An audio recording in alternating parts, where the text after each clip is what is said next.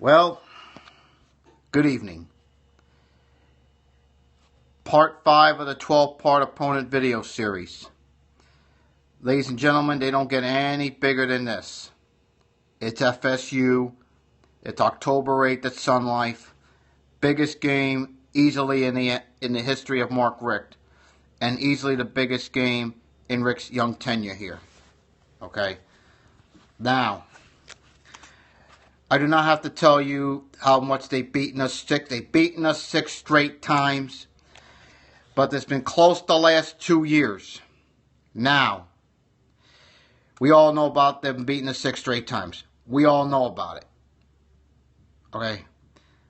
But let's still make no mistake. This is still a very good team. Now, you all know it starts with their offense. And they've got a lot of 4- and 5-star players at every position. But to me, you know they have Cook. They have Cook. And Cook is their biggest weapon by far. You know you're going to see Jimbo call the plays, and he runs a pro-style offense. And the MO of Jimbo teams is exploiting mismatches, and he'll bring a little wrinkle when needed. I mean, last year in Tallahassee, they brought out the option. They didn't use that the rest of the season. However, FSU really doesn't have a quarterback. You know, other than Sean McGuire, he's okay. You know, but they don't have the big guy, the big threat like they had over the years. Yeah, they have a redshirt freshman, DeAndre Francis, but really nothing there. Nothing there now, but his ceiling is pretty high. You know, defensively, yes, they are loaded. And yes, they have Delvin James. We all know how good he is. Okay? But let's see outside of that. They have some new names there, but they have top recruits from there year after year, and most of that's from South Florida. And that has to change starting this year. This is why we got Mark Richt for games like this. We got Mark Richt because here's the facts. 0-5 against FSU on Al's watch, and 6 in a row, FSU's beating us overall. Okay?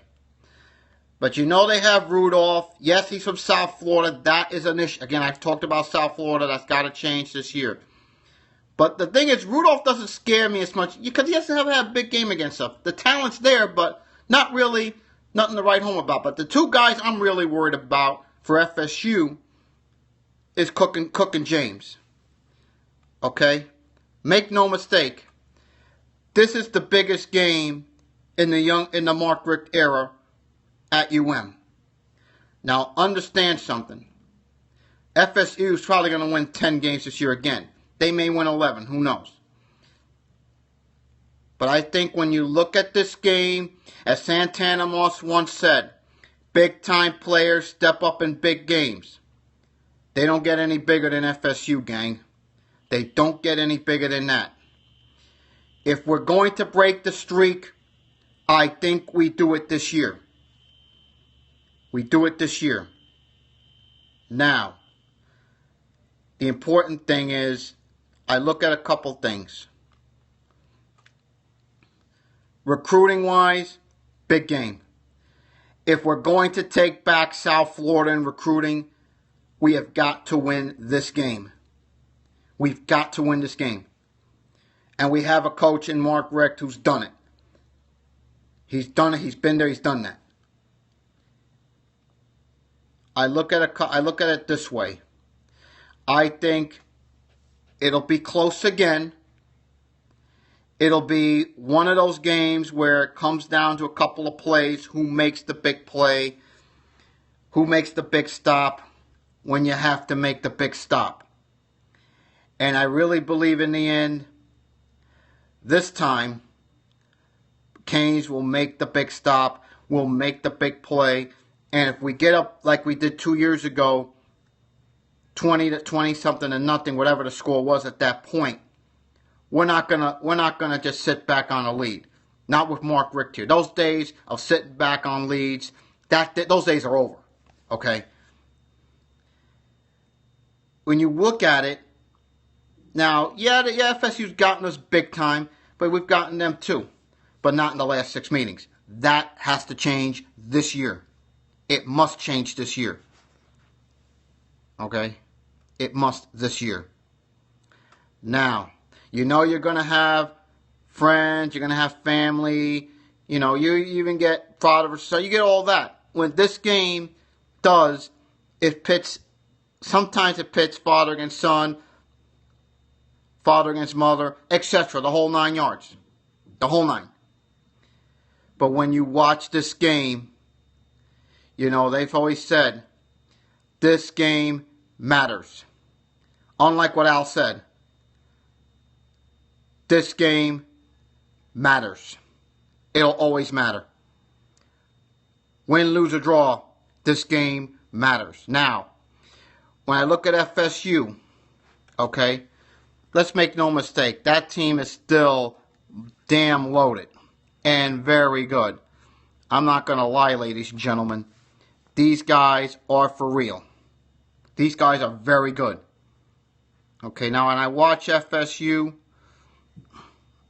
okay, I look at a few things about FSU. Yeah, they're very good. Okay, they are very good. Now the keys to their success we all know about FSU. You know, Jimbo's going to, like I said, Jimbo calls the plays. They don't have, the quarterback's the biggest question mark in Tallahassee.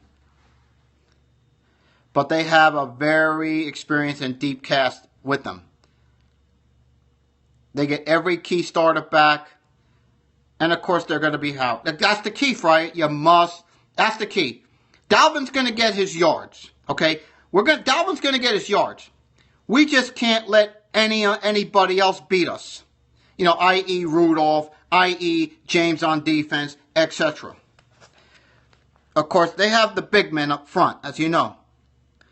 You know, they have the targets. They got the weapons. They have Ryan Izzo, and who's a sophomore, as well as Auden Tate. But Izzo's one of those tight ends who could be as a blocker and a guy who can go deep if we have to. And Tate's 6'5", and he could create mismatches. And what does Jimbo do best? He creates mismatches. But like the poster said earlier, we can't let Cook get the big plays. We're not going to stop him all the time. But we've got to make sure he doesn't get a big play in a big spot. Now, their defense.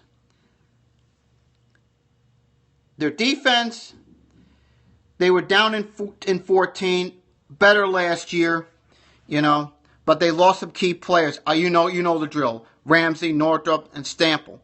And Lawrence Stample are gone to the league. But they still return a very good defense. Let's make no mistake.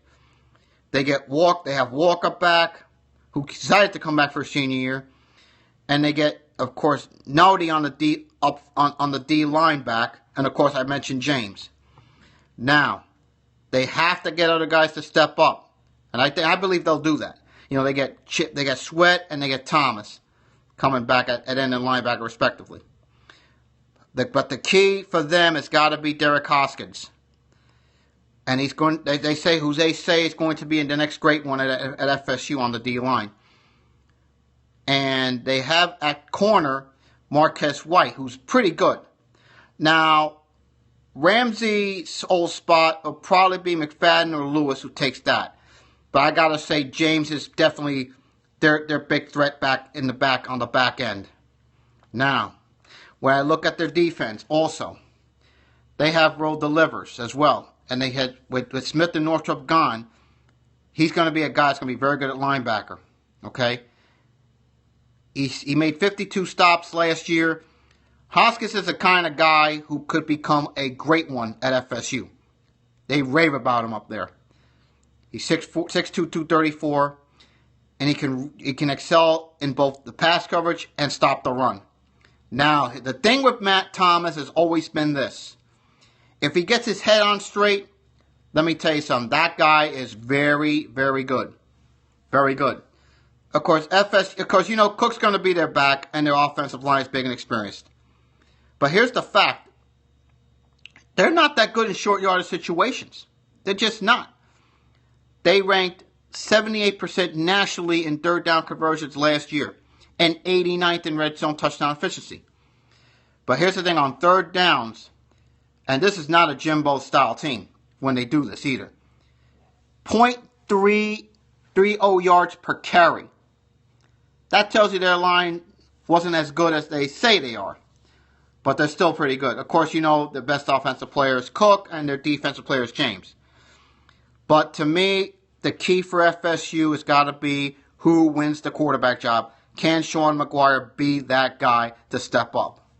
And if you're coming from ankle surgery now, can Francois maybe come in there and see what happens when fall camp ends? Now, McGuire in the bowl game, we all saw what happened in Atlanta against Houston. He had 4 picks against Houston. And if FSU is going to win the ACC and be a playoff team, he has got to step up. Now, the key game, they say for them, is going to be October 29th against Clemson. I just don't buy that. I think the key game for them has got to be us on October 8th.